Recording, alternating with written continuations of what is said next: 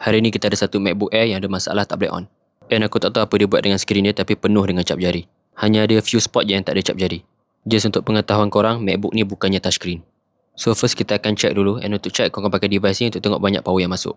So bila cucuk je, power yang masuk hanya 5V and dia sepatutnya kena jadi sampai 19V. So tu tak normal.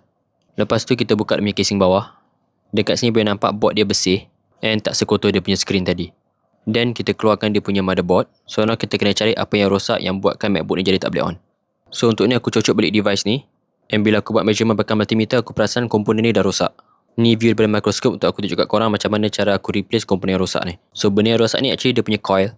So coil ni yang akan supply power masuk ke chip tu. Bila dia rosak, power tak akan dapat masuk ke chip yang sepatutnya.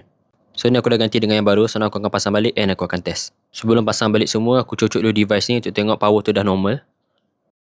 Nampak tak? Dia dah 20V. So ni aku dah siap pasang balik semua. So now aku akan test balik. Cucuk balik device ni.